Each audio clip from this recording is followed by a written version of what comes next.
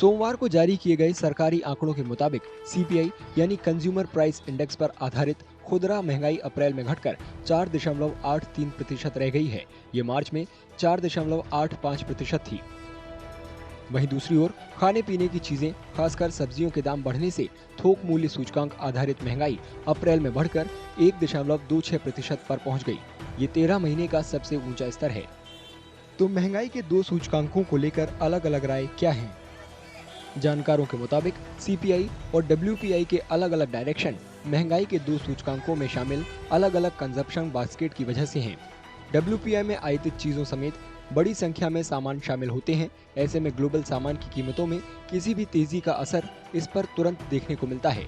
दूसरी ओर सीपीआई का एक व्यापक सूचकांक है जिसमें घरेलू चीजों की बड़ी रेंज शामिल है और सर्विसेज के लिए अपने वेटेज का 25% आवंटित करता है।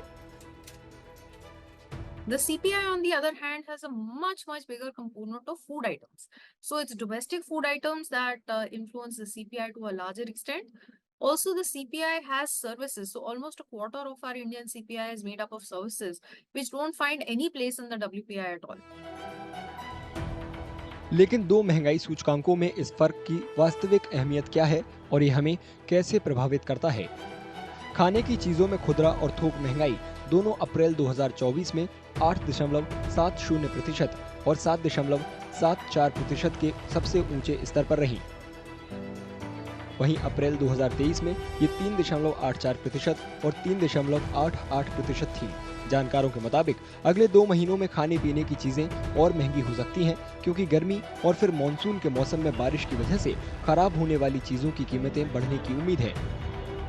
हालांकि बाद में इसमें कमी आएगी। इसकी वजह से भारतीय रिजर्व बैंक के लिए जून में अपनी अगली मॉनिटरिंग पॉलिसी कमेटी की बैठक में किसी भी रेट में कटौती पर विचार करने की गुंजाइश सीमित हो जाएगी। Inflation is very much a concern, CPI inflation, which concerns the common man, and I think governments, particularly state governments, have to do a lot as far as supply side issues are concerned to reduce CPI so that relief could be brought to the common man. And again, for macroeconomics also, CPI reduction is very important.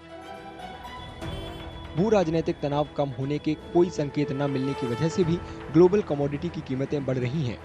ये WPI महंगाई को बढ़ाने में मदद कर रहा है। हालांकि जानकारों का मानना है कि इन तनावों में किसी भी समाधान से डब्ल्यूपीआई महंगाई में कमी आ सकती है और धीरे धीरे खुदरा महंगाई में तेजी से कमी आ सकती है।